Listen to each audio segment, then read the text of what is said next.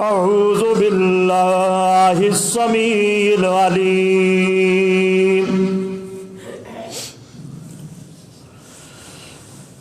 من الشيطان الرجيم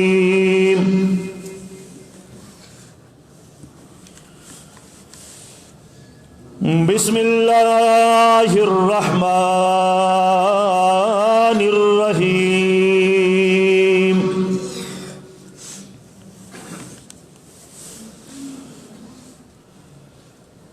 ومنهم من يقول ربنا آتنا في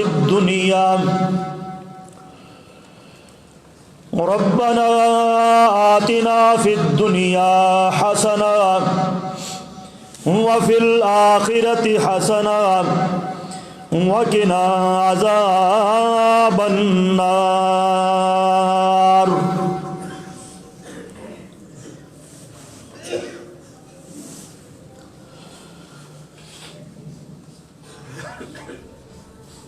اور ان میں سے بعض لوگ وہ ہیں جو کہتے ہیں ربنا آتنا فی الدنیا حسنہ،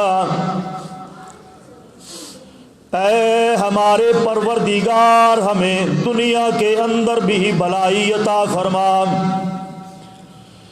وفی الآخرۃ حسنہ، اور آخرت کے اندر بھی بھلائی عطا فرما، وقنا عذاب النار، اور بچا ہم سب کو آگ کے عذاب سے.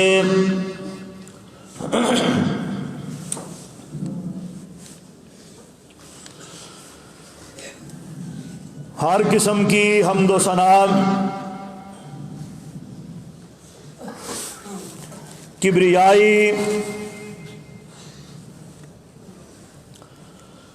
بڑائی تعریفات تمہیدات تمجیدات اور تقدیسات اللہ رب العالمین کے واسطے ہے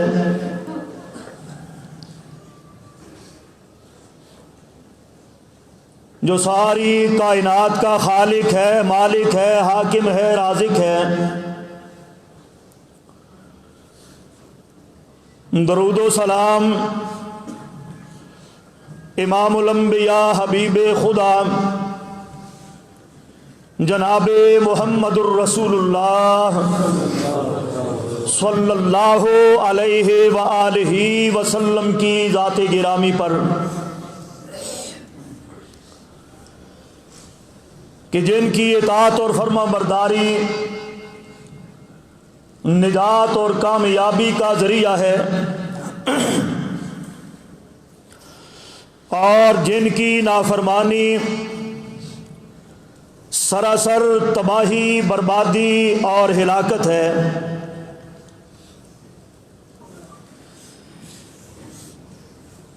میرے واجب الاحترام بزرگوں اور بھائیوں، جو آیت کریمہ آپ حضرات کے سامنے پڑھی ہے، سورہ بقرہ آیت نمبر 201 دوسرا سپارہ.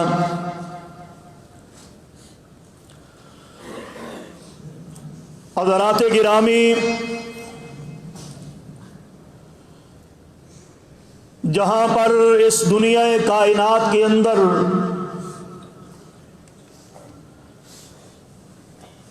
بالخصوص مسلمانوں کے لیے، امت مسلمہ کے لوگوں کے لیے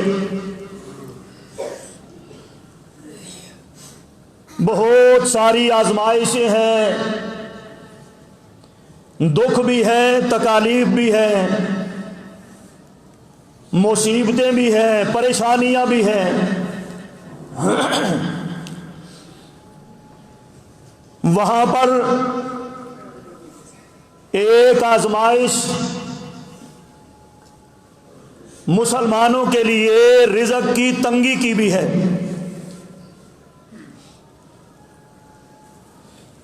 فکر معاش یہ آزمائش بھی مسلمانوں کے لیے ایک بڑا مسئلہ ہے۔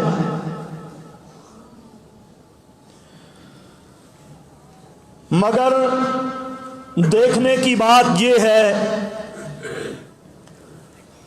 کہ کیا اس کا کوئی اسلام نے، دین نے، قرآن نے کوئی حل بھی دیا ہے کہ نہیں؟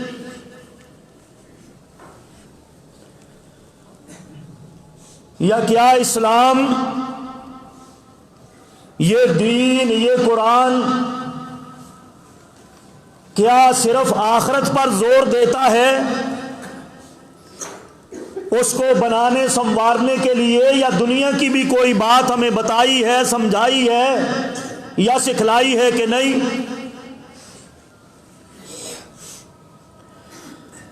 تو میرے بھائیوں، جہاں پر اسلام نے آخرت کی بات کی ہے، پہلے اسلام نے دنیا کی بات کی ہے۔ یہ جو آیت کریمہ آپ نے سنی ہے، اس کے اندر بھی جو رب العالمین نے یہ دعا بتلائی ہے، پیغمبر نے بھی یہ سکھلائی ہے، اس کے اندر بھی پہلے دنیا کی بھلائی کا تذکرہ کیا ہے۔ ربنا آتنا فی الدنیا حسنہ وفی الآخرۃ حسنہ، آخرت کا تذکرہ بعد میں ہے، پہلے دنیا کا ہے۔ معلوم ہوتا ہے کہ قرآن، اسلام اور دین صرف آخرت کی خیر اور بھلائی اور آخرت کے درجات اور بلندیوں کی بات ہی نہیں کرتا، وہ دنیا کے لیے بھی بات کرتا ہے۔ لیکن اصل بات یہ ہے، ہمارے ایمان اور ہمارے عمل کے اندر کمزوری ہے۔ دیکھیں نا، اسلام نے آپ کو بتایا، ہم سب کو بتایا، آپ نماز پڑھو گے درجے بلند ہوں گے، آپ روزہ رکھو گے درجات کی بلندیاں ملے گی، آپ جہاد کرو گے تو اتنے درجات بلند ہوں گے، آپ صدقہ خیرات دو گے تو اتنی بلندیاں ملے گی، آپ حج اور عمرہ کرو گے تو اتنی اس قدر اللہ بلندیاں آخرت میں عطا فرمائے گا۔ اسی طرح قرآن نے، اسلام نے دنیا کے اندر عزت اور وقار پانے کے لیے بھی قرآن نے رہنمائی فرمائی ہے، لیکن یہ آخرت کے لیے تو عمل ہم کچھ نہ کچھ کر رہے ہیں۔ جو قرآن نے آپ کو ایک دنیا بنانے کا ایک طریقہ بتایا تھا، جو قرآن نے دنیا کے اندر بلندی کا ایک راستہ دیا تھا، جو قرآن نے دنیا کے اندر عزت اور وقار پانے کے لیے ہمیں ایک نظریہ عطا کیا ہے، اس کے اندر ہم عمل کے اندر بھی کمزور ہیں اور ایمان کے اندر بھی کمزور ہیں۔ ہم اگر ہم قرآن کے دیے ہوئے اس نظریے کو اپنا لیتے، اسی لائن پر ہم چلتے، تو کچھ بعید نہیں کہ میرے بھائیوں، ہم دنیا کے اندر بھی معزز بھی ہوتے، سرخرو بھی ہوتے اور دولت مند بھی ہوتے، کوئی ہمارے اندر فقیر نہ ہوتا، کوئی ہمارے اندر غریب نہ ہوتا، کیونکہ ومن اوفی بعہدہ من اللہ، اللہ سے بڑھ کر وعدوں کی پاسداری کرنے والا کوئی اور ہو سکتا؟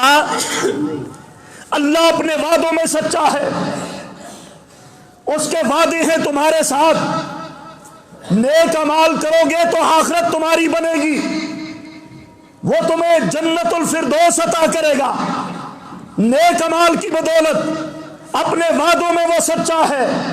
اسی طرح اس نے دنیا کے لیے بھی ایک گائیڈ لائن دی ہے قرآن میں، اگر اس لائن کو آپ اختیار کرو، میرے بھائیوں، ان کچھ دروازے بتائے ہیں، ان دروازوں پہ آپ دستک دو تو کچھ بعید نہیں کہ دنیا کے اندر بھی آپ برکتوں سے مالا مال ہو کے رہ جائیں گے۔ اللہ اپنے وعدوں میں سچا ہے۔ عمل کرنے کے لیے، یقین کرنے کے لیے میرے بھائیوں ہم تیار ہیں۔ ہم یہ سمجھتے ہیں شاید قرآن اور سنت کی پابندیوں سے ہمارے رزق کے اندر کمی آتی ہے. ہم یہ سمجھتے ہیں اچھے بھلے لوگ، پڑھے لکھے لوگ، ان کا یقین اور ایمان اس حد تک کمزور ہے، پڑھے لکھے لوگوں کا بھی، کہ جب تک ہم غیروں کی ڈگریاں نہ حاصل کر لیں، کفار کے ٹوٹکے نہ اپنا لیں، ہم امیر نہیں ہو سکتے، ہمیں عزت نہیں مل سکتی. اور اس ڈگری کو ہم پیچھے ڈال دیتے ہیں جو کائنات کی سب سے بڑی ڈگری قرآن مجید ہے، جو اس کی گائیڈ لائنز دی گئی ہے، ان کی ہمیں کوئی پرواہ نہیں. ان پر یقین ہے، یقین نہیں ہے تو قرآن پر نہیں، اور اس دنیا کو پیدا کرنے والے رب رحمان پر نہیں. ہم سمجھتے ہیں ہم قرآن پڑھیں گے تو ہم رزق کے اندر پیچھے رہ جائیں گے، ہم غریب ہو جائیں گے، ہم شاید مسیطڑ بن کے رہ جائیں گے. ایسی بات نہیں. اللہ ذوالجلال کی قسم، اللہ اپنے وعدوں میں، آپ اپنا کے تو دیکھو، کر کے تو دیکھو، کیا وہ آپ کی آخرت بہتر بنا سکتا ہے؟ کیا آپ کو دنیا میں نئی سرخرو کر سکتا ہے؟ دنیا میں ہم ماننے کے لیے تیار نہیں، عمل کے لیے تیار نہیں. حکمرانوں سے لے کر عام آدمیوں تک تو دنیا کمانے سے اور دنیا مانگنے سے اللہ پاک نے منع نہیں کیا، بلکہ ایک گائیڈ لائن دی ہے اور اپنے پیغمبر کو یہ دعا بتائی ہے. میرے نبی آپ بھی پڑھو اور دنیا کو بتاؤ، ربنا آتنا فی الدنیا حسنہ، کہ اللہ سے دعا مانگا کرو، اے ہمارے پروردگار ہمیں دنیا بھی عطا کر، وفی الآخرۃ حسنہ، ہمیں آخرت کی دولتوں سے بھی مالا مال کر. اللہ سے مانگا کرو. اللہ نے مانگنا بتایا، اس کے دروازوں پہ دستک دیا کرو.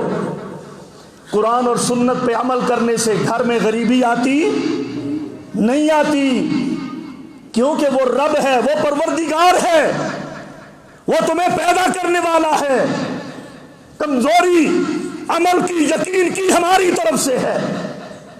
اس نے تو اعلان کر رکھا ہے، ان اللہ هو الرزاق ذو القوة المتین، وہ تو بڑی قوت والا ہے، رزق دینے والا ہے، رزق کے سارے خزانے اس کے پاس ہیں. آپ اس سے لو تو لگاؤ، اس کے دروازوں پہ دستک تو دو. اس نے یہ اعلان کر رکھا ہے، واللہ خیر الرازقین، اس سے بڑھ کر بہترین رزق دینے والا اور کون ہو سکتا ہے؟ کوئی ہو سکتا ہے؟ پھر اس کے دروازوں پہ دستک دینی چاہیے نا، اس کے بعدوں پہ ہمیں یقین کرنا چاہیے. واللہ یرزق من یشاء بغیر حساب، جس کو چاہتا ہے بغیر حساب کے عطا کرتا ہے. ہمیں دنیا کی ڈگریوں پر تو یقین ہے نہیں، یقین تو اس قرآن عظیم سب سے بڑی ڈگری پر ہمیں کوئی یقین نہیں ہے. اللہ اکبر.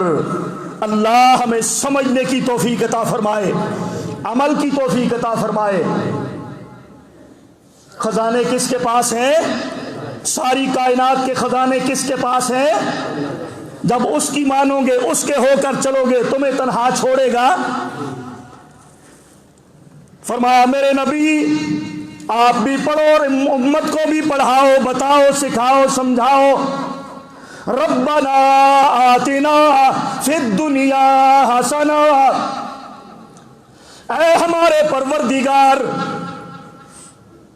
ہمیں تو دنیا کی بلائی بھی عطا فرما، وفی الآخرۃ حسنہ، اور ہمیں تو آخرت کی بلائیاں بھی عطا فرما.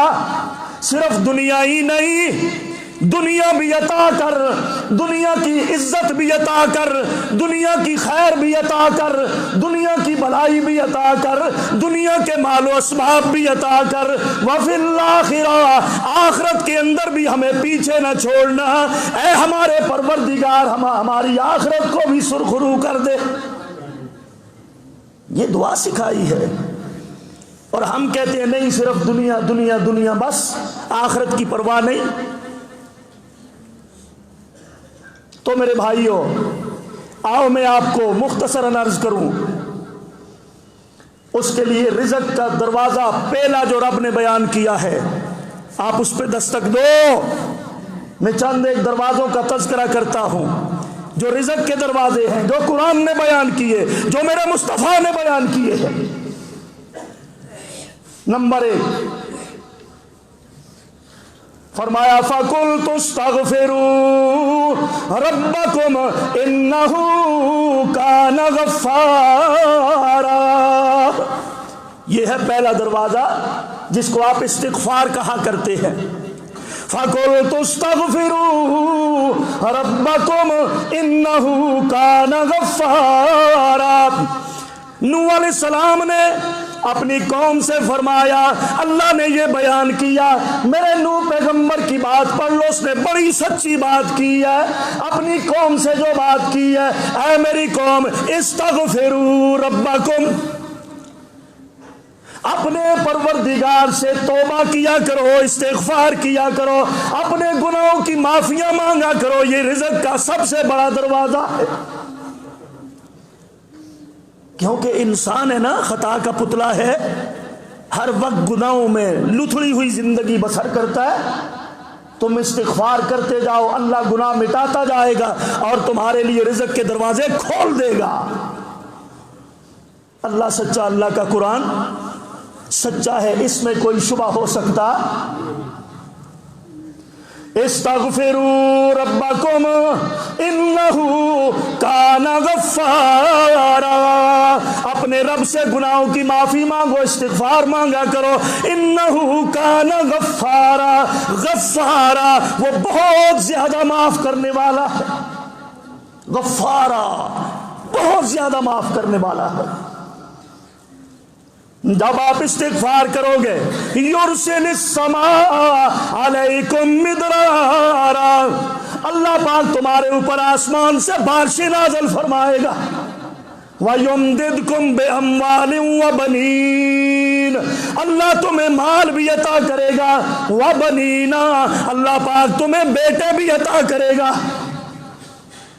وَيَجْعَلْ لَكُمْ جَنَّاتٍ وَيَجْعَلْ لَكُمْ أَنْهَارًا، اللہ پاک تمہارے کھیتوں کھلیانوں کو آباد کر دے گا۔ يَجْعَلْ لَكُمْ جَنَّاتٍ وَيَجْعَلْ لَكُمْ أَنْهَارًا، تمہارے کھیتوں کھلیان کو آباد کرے گا، تمہارے ندی نالوں کو بہا دے گا، چشمے جاری فرما دے گا۔ رزق کا پہلا دروازہ استغفار ہے، یاد رکھو۔ جو جتنا زیادہ استغفار کرے گا، زندگی بھر میں اللہ اس کے اوپر محتاجی آنے دے گا نہیں۔ یہ قرآن کا فیصلہ ہے بھائی۔ دوسرے مقام پہ ارشاد فرمایا، جناب عمر بن خطاب رضی اللہ تعالیٰ عنہ دور خلافت کے اندر لوگ آ گئے، قحط سالی پہ گئی، رزق کی تنگی ہو گئی، فقر و فاقے ہر گھر کے اندر ہو گئے۔ عمر فاروق رضی اللہ تعالیٰ عنہ اپنے سارے لوگوں کو، مدینے والوں کو، صحابہ کو لے کر نکلے، کھلے میدان میں چلے گئے، اور کھلے میدانوں میں جا کر بارش کے لیے عمر فاروق نے دعا نہیں فرمائی، لوگوں سے فرمایا استغفار پڑھو۔ لوگوں نے استغفار کیا، عمر فاروق نے بھی استغفار کیا، واپس تشریف لے آئے، بارش نازل ہو گئی، شروع ہو گئی۔ لوگوں نے سوال کیا، اے عمر بن خطاب یہ کیا معاملہ ہوا؟ ہم تو بارش کی دعا مانگنے گئے تھے، آپ نے بھی بارش کی دعا نہیں مانگی، ہم نے بھی بارش کے لیے دعا نہیں مانگی، ہم نے بھی صرف استغفار کیا، آپ نے بھی استغفار کیا۔ عمر فاروق کہنے لگے، ہاں ہاں میں نے بارش والے ستاروں کو جا کر چھیڑا ہے۔ اس زمانے میں جاہلیت میں لوگ ستاروں کے اوپر یقین رکھتے تھے نا، تو عمر فاروق نے ایک مذاقن یہ بات کی کہ میں نے بارش والے ستاروں کو جا کر چھیڑا ہے، مطلب یہ کہ میں نے استغفار کیا ہے، یہ بارش کا سب سے بڑا ستارہ ہے۔ اللہ اکبر، استغفار کرو، رزق کے دروازے کھلے۔ یہ پہلا دروازہ ہے۔ حسن بصری امام حسن بصری رحمت اللہ علیہ، ان کے پاس بھی ایک آدمی آتا ہے، آ کر کہتا ہے امام صاحب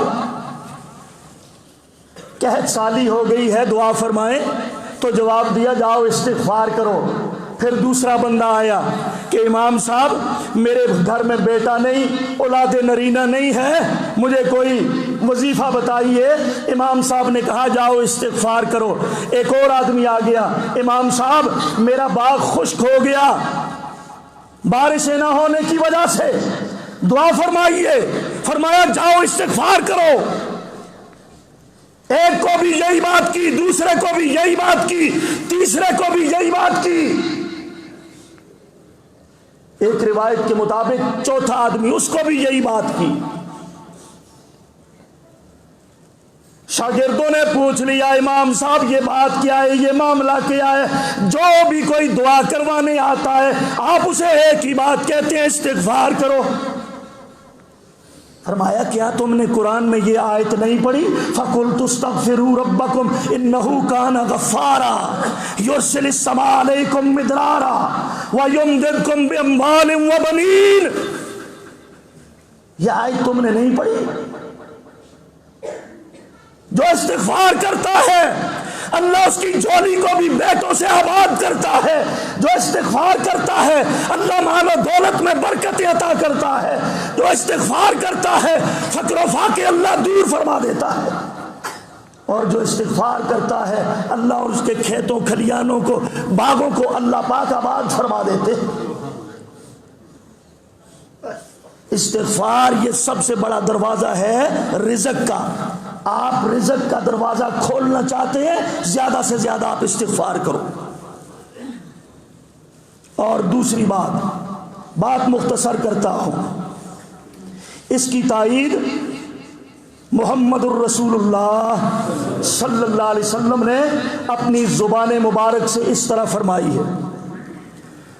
فرمایا من لازم الاستغفار جعل اللہ له من كل هم فرجا ومن كل ضيق مخرجا ورزقه من حيث لا يحتسب۔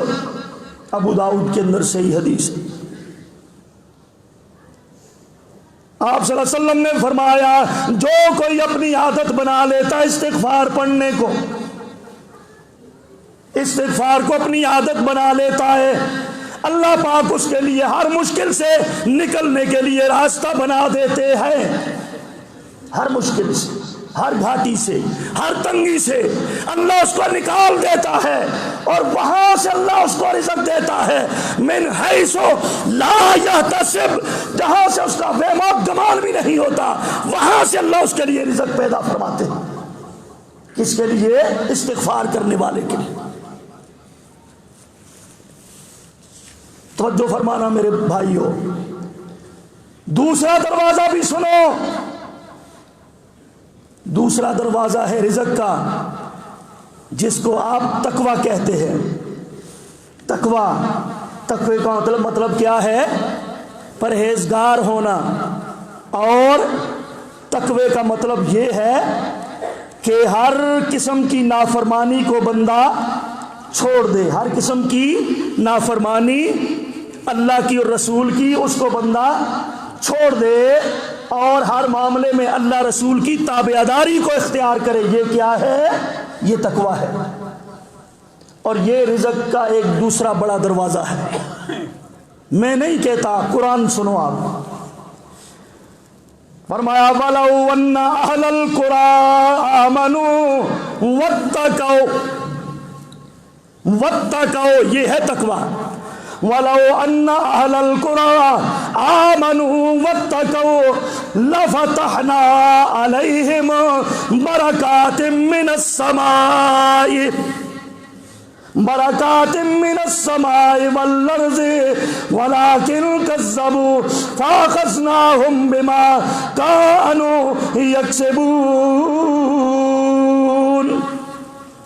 اگر یہ بستیوں والے، اگر یہ شہروں والے، اور اگر یہ دیہاتوں والے، یہ بستیوں والے صحیح معنوں میں ایمان لے آتے، واتقوا، اور تقوی اختیار کرتے۔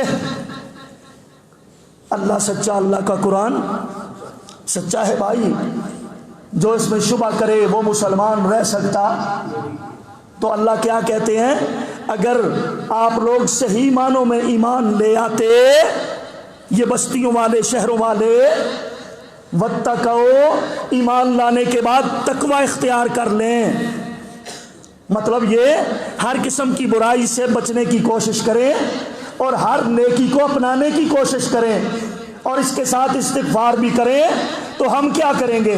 فرمایا لَفَتَحْنَا عَلَيْهِمْ بَرَكَاتٍ مِّنَ السَّمَاءِ، ہم ان کے اوپر آسمانوں سے رزق کے دروازوں کو کھول دیں گے۔ لَفَتَحْنَا عَلَيْهِمْ، رزق کے دروازوں کو کھول دیں گے ہم۔ لَفَتَحْنَا عَلَيْهِمْ بَرَكَاتٍ مِّنَ السَّمَاءِ وَالْأَرْضِ، آسمانوں سے ہم رزق کے دروازے کھول دیں گے۔ متقی بن کے دکھاؤ، استغفار کر کے دکھاؤ، برائیوں سے اپنے آپ کو بچاؤ، ہر نیکی کو اپناؤ۔ اللہ تم سے کہتا ہے، میرا تم سے وعدہ ہے، لَفَتَحْنَا عَلَيْهِمْ بَرَكَاتٍ مِّنَ السَّمَاءِ، ہم آسمانوں سے رزق کے دروازے کھول دیں گے۔ تمہیں کوئی مجبوری نہیں ہوگی، کوئی تمہارے ہاں تندرستی نہیں ہوگی، کوئی غربت نہیں ہوگی، فقر و فاقہ نہیں ہوگا۔ لیکن ہم صحیح معنوں میں ایمان لانے کے بجائے اور تقوی اختیار کرنے کے بجائے ہم ڈالروں کی طرف دیکھتے ہیں، وہ دیں گے تو ہم کچھ کھائیں گے، وہاں سے کچھ آئے گا تو ہم کھائیں گے، فلاں جگہ سے ہم ڈگری لیں گے تو کچھ ملے گا۔ ارے بھائی، جس رب نے تمہیں پیدا کیا ہے، جو تمہارا خالق اور مالک ہے، وہ رب تمہیں کہتا ہے صحیح معنوں میں ایمان لے آؤ، متقی بن جاؤ، ہم آسمانوں سے برکتوں کے دروازے کھولیں گے۔ صرف آسمانوں سے ہی نہیں، والارض، اور زمینوں سے بھی ہم تمہارے لیے رزق کی فراوانیاں پیدا کریں گے۔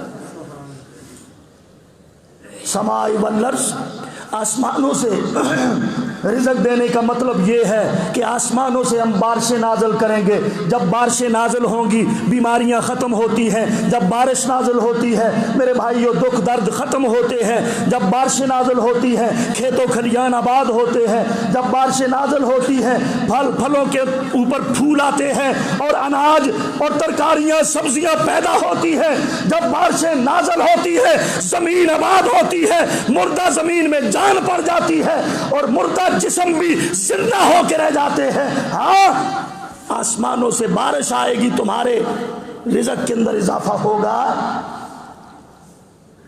اور زمین سے بھی ہم سب کچھ باہر نکالیں گے، زمین سے بھی تمہیں برکت ملے گی۔ وَاتَّقَوْا لَفَتَحْنَا عَلَيْهِمْ بَرَكَاتٍ مِّنَ السَّمَاءِ، اللہ ہم سب کو ہمارے رزق کے اندر برکتیں عطا فرمائے، ان دروازوں کو اپنانے کی توفیق عطا فرمائے، ان دروازوں پہ آنے کی توفیق عطا فرمائے۔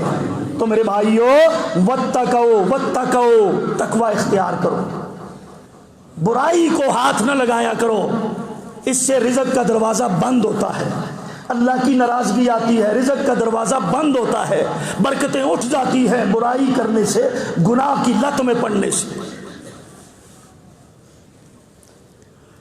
فرمایا وَلَٰكِن كَذَّبُوا فَأَخَذْنَاهُمْ بِمَا كَانُوا يَكْسِبُونَ،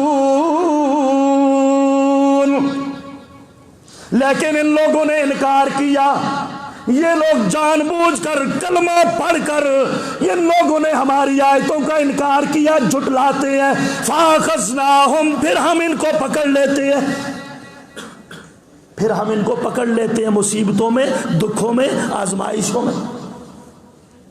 متقی بنتے تو ہم ان کو خوشحالیاں عطا فرماتے، لیکن انہوں نے جھٹلایا، انکار کیا، اپنی منمانی اور مرضی کرتے ہیں، تو پھر یہ پکڑے جاتے ہیں۔ رب یہ کہتا ہے، اللہ اکبر۔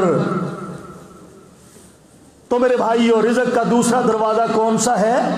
تقوی، اپنے آپ کو برائی سے بچانا اور اللہ تعالیٰ کی صحیح معنوں میں اللہ رسول کی تابعداری کو اختیار کرنا، یہ ہے تقوی۔ اللہ ہم سب کو توفیق عطا فرمائے۔ یہ رزق کا دوسرا دروازہ ہے۔ نمبر 3 وہ ہے توکل علی اللہ، اللہ پر توکل کرنا، اللہ پر صحیح معنوں میں بھروسہ کرنا۔ اللہ فرماتے ہیں وَمَن يَتَوَکَّلْ عَلَى اللَّهِ فَهُوَ حَسْبُهُ، جو صحیح معنوں میں اپنے رب پر بھروسہ کر لیتا ہے اللہ اس کو تنے تنہا چھوڑتا پھر۔ توکل علی اللہ، اللہ پہ بھروسہ کر کے نکل جایا کرو۔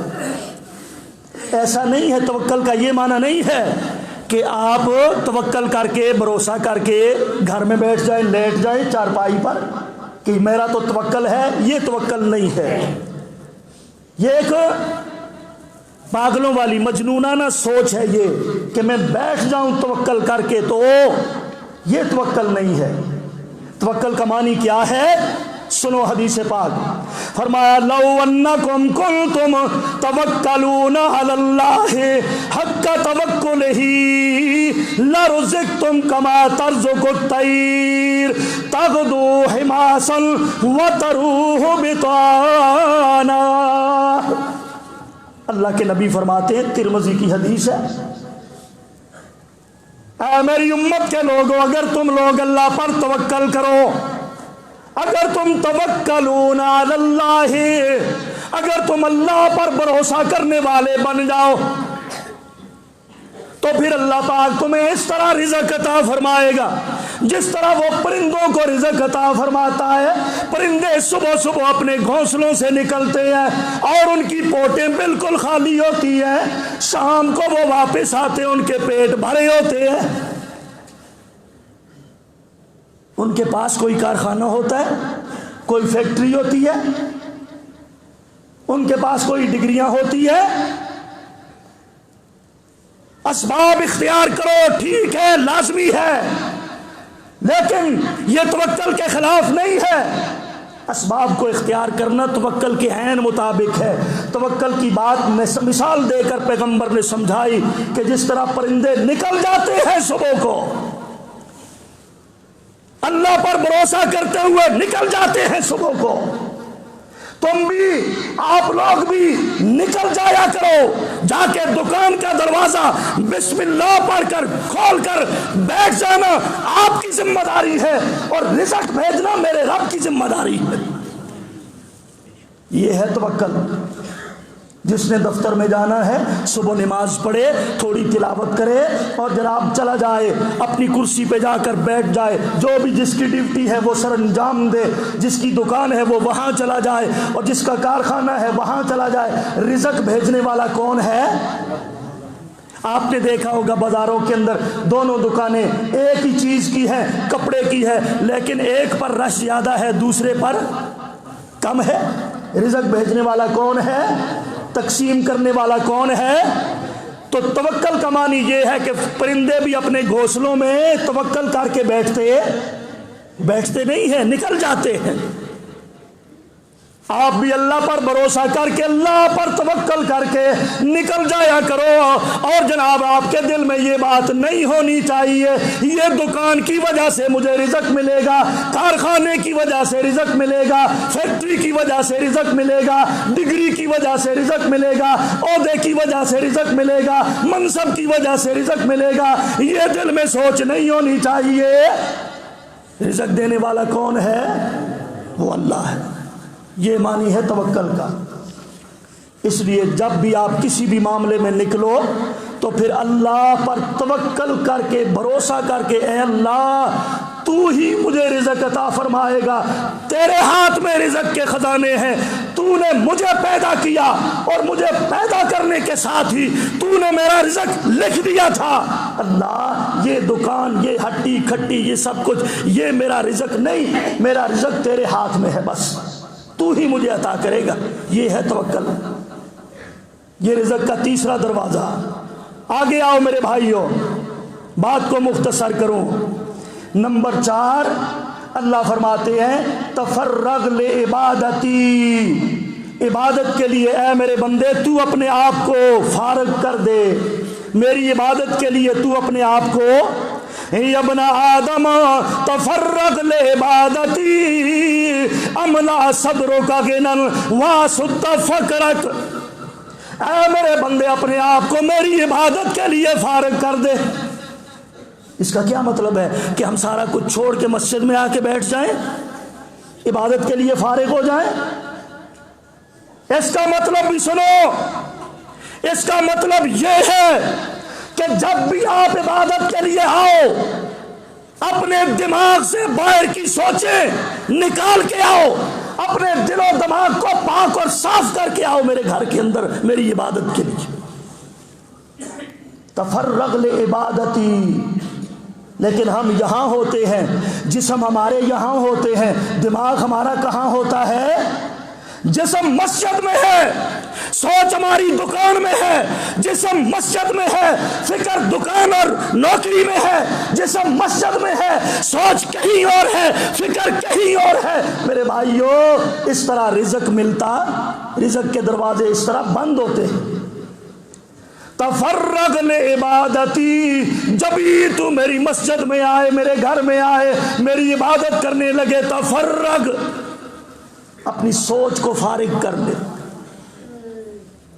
ہم فارغ ہو کر نہیں آتے، اللہ کی قسم سوچ بھی باہر کی لے کے آتے ہیں، ساری سوچیں لے کے آتے ہیں، ساری فکر، سارے حساب و کتاب ہم نماز میں کرتے ہیں، حتیٰ کہ جو ہماری جیب میں موبائل ہوتا ہے وہ بھی ہم بند کرنے کے لیے مسجد میں تیار۔ سوچ باہر کی ہے، جسم اندر ہے، مسجد میں ہے، عبادت میں ہے، سوچ باہر کی ہے، رزق کا دروازہ کیسے کھلے؟ جہاں تیرا جسم ہے، جس کے گھر میں تو آیا ہے، لو بھی، امید بھی، عبادت اسی کی تو کر رہا ہے، لہذا تیری سوچ بھی اسی کے ساتھ جڑی ہونی چاہیے۔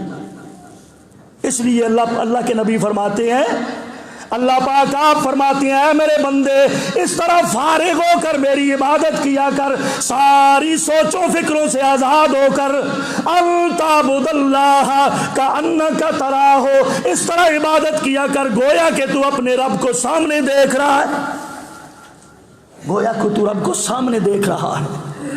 اور اگر یہ کیفیت پیدا نہ ہو سکے، فَإِن لَمْ تَكُنْ تَرَاهُ فَإِنَّهُ يَرَاكَ، یہ کیفیت پیدا کر کہ تو اگر اسے نہیں دیکھ رہا، وہ تو تجھے دیکھ رہا ہے نا، وہ تو تجھے دیکھ رہا ہے۔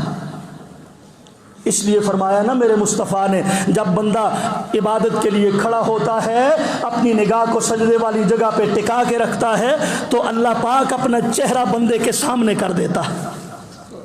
جب بندے کی سوچ فکر دائیں بائیں ہوتی ہے تو پھر اللہ پاک بھی اپنی رحمت، اپنا چہرہ اس سے ہٹا لیتا ہے۔ اس طرح جب عبادت کرو گے، فرمایا املا صدر کا گنن، میں تیرے سینے کو غنی کر دوں گا، گنا سے بھر دوں گا، غنا تجھے عطا کروں گا، غنا کی دولت۔ غنا کا مطلب یہ ہے جتنا بھی تجھے مل رہا ہے تیرے لیے وہ کافی ہو جائے گا، تیرے لیے وہ کافی ہو جائے گا۔ جو رزق تجھے مل رہا ہے اللہ اس پہ تجھے صبر عطا کرے گا، جو رزق تجھے مل رہا ہے اللہ پاک وہ تیرے لیے کافی کر دے گا، اسی میں برکت عطا کرے گا، تجھ سے بیماریاں دور فرمائے گا، غموں کو دور فرمائے گا، اور جناب ظلم تعدی کے راستے تجھ سے دور فرمائے گا، وہی رزق تیرے لیے کافی و شافی ہو جائے گا۔ باسد فقرک، فقر کے دروازے اللہ پاک بند فرما دے گا اگر آپ اس طرح عبادت کرو گے۔ اللہ اکبر۔ نہ ہماری عبادت کے اندر ہمیں کوئی لطف اور سرور اور چین آتا ہے، نہ ہی ہمارے استغفار ہے، نہ توکل ہے، ایسے بیٹھے رہتے ہیں مسجد میں، عبادت کریں گے کہ کب یہ مولوی صاحب نے نماز لمبی کر دی، سجدہ لمبا کر دیا، رکوع لمبا کر دیا، جمعہ لمبا کر دیا ہے۔ سوچ کہیں اور کی ہوتی ہے، فکر کسی اور چیز کی ہوتی ہے، ادھر سلام پھرتا ہے اور جناب اس پرندے کی طرح، چڑیا کی طرح پھر کر کے نکل جاتے ہیں جس طرح وہ پنجرے سے آزاد کی ہے ابھی۔ یہ معاملہ عبادت کے ساتھ نہیں ہونا چاہیے، اپنے رب کے ساتھ یہ معاملہ نہیں ہونا چاہیے، تبھی ہمارے لیے رزق کے دروازے کھلیں گے۔ آؤ اگلی بات سنو، صلہ رحمی، نمبر 5 صلہ رحمی، رشتہ داروں کے ساتھ صلہ رحمی کیا کرو۔ یہ رزق کا ایک بہترین دروازہ ہے۔ میں نہیں کہتا، فرمایا محمد الرسول اللہ صلی اللہ علیہ وسلم نے ارشاد فرمایا ہے، فرمایا جو بندہ صلہ رحمی کرتا ہے رشتہ داروں کے ساتھ، رشتہ داری کو جوڑنے کی کوشش کرتا ہے، توڑنے کی کوشش نہیں کرتا، اللہ پاک اس کی عمر بھی لمبی کر دیتا ہے، اللہ پاک اس کے رزق میں برکت عطا فرماتا ہے، اور اللہ پاک اس کو بری موت سے بھی محفوظ فرماتا ہے۔ یہ ہے رشتہ داری جوڑنے کا نتیجہ۔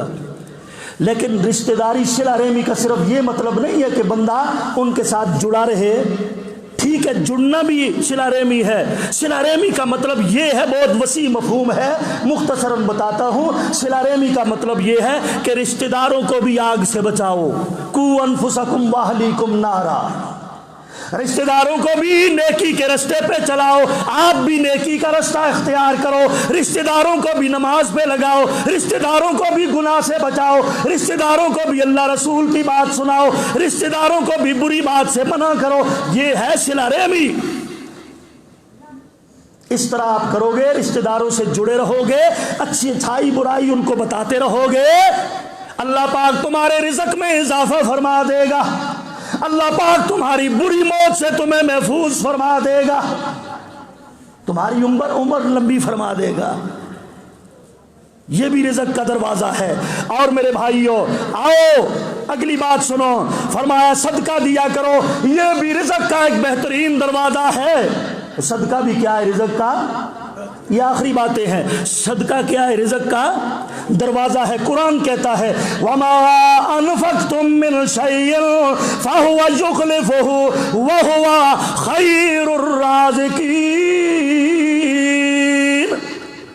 اے میرے بندو، میرے دیے ہوئے رزق میں سے خرچ کیا کرو، خرچ کیا کرو، صدقہ دیا کرو، خیرات دیا کرو۔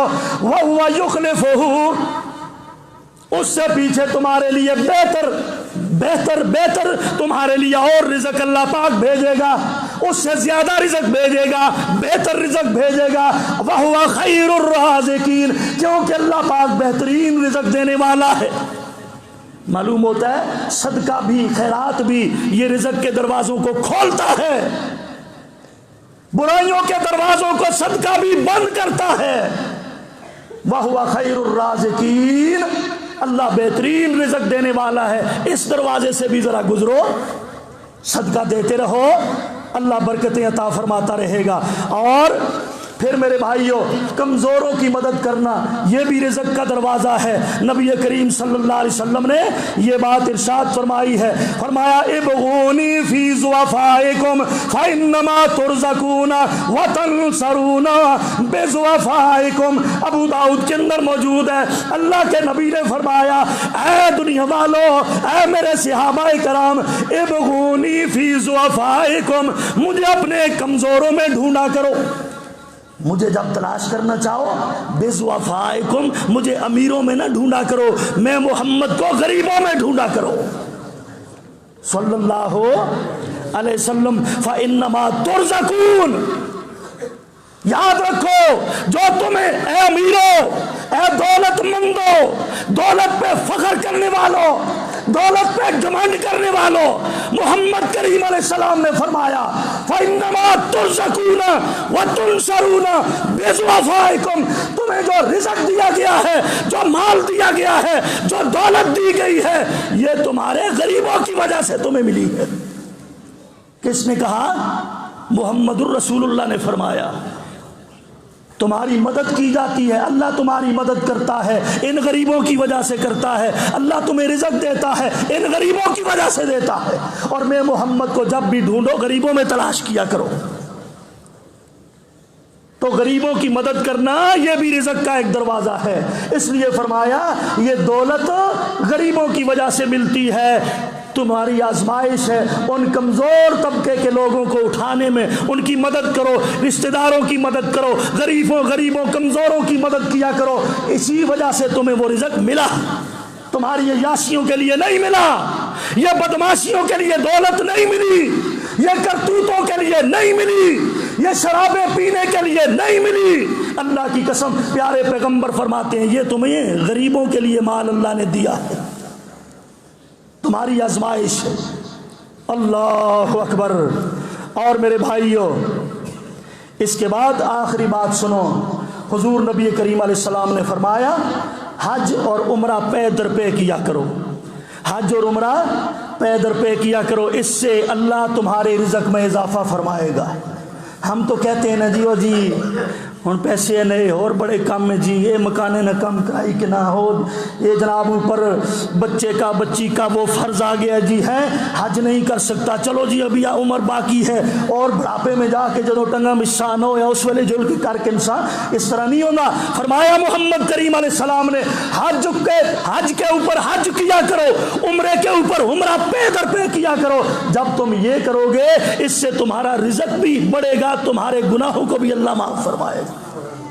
حج عمرہ بھی کیا ہے؟ رزق کا دروازہ ہے، رزق کا دروازہ ہے۔ اللہ کی قسم تم آپ حج اور عمرہ کرو، اس کے بعد اللہ آپ کو ڈبل عطا فرمائے گا، اس پہ یقین تو کر کے دیکھو۔ اللہ اکبر۔ اور میرے بھائیوں پھر اس کے بعد فرمایا تمہارے پھر بھی اگر حالات نہیں تبدیل ہوتے تو کیا فرمایا؟ پھر تم ہجرت اختیار کرو، پھر تم کیا کرو؟ وَمَن يُهَاجِرْ فِي سَبِيلِ اللَّهِ يَجِدْ فِي الْأَرْضِ مُرَاغَمًا كَثِيرًا وَسَعًا۔ قرآن کہتا ہے ایک شہر کے اندر اگر تمہارے حالات نہیں بدلے، ایک شہر کے اندر اگر تمہارا فقر و فاقہ تبدیل نہیں ہوا، پھر یہ آخری دروازہ ہے رزق کا، اس کو اپنا لو۔ فرمایا وہاں سے آپ ہجرت کر جاؤ، دوسرے شہر میں چلے جاؤ، اگر ممکن ہو دوسرے ملک میں چلے جاؤ، اور جب آپ ہجرت کرو گے رزق کی خاطر، اللہ سے دعا مانگ کر، اللہ پہ توکل اور بھروسہ کر کے آپ ہجرت کرو گے، رزق کی خاطر نکلو گے، اللہ یجد فی الارض مراغما کثیرا وسعا، بہت زیادہ اللہ تمہیں مال بھی دے گا، دولت بھی دے گا، اور برکتیں بھی عطا فرمائے گا۔ پھر اس شہر کو تبدیل کر لو۔ اللہ تعالیٰ مجھے اور آپ سب کو سمجھنے کی عمل کی توفیق عطا فرمائے، اور ہم سب کے رزق میں اور علم و عمل میں برکت عطا فرمائے۔ وما علیہ الا البلاغ المبین۔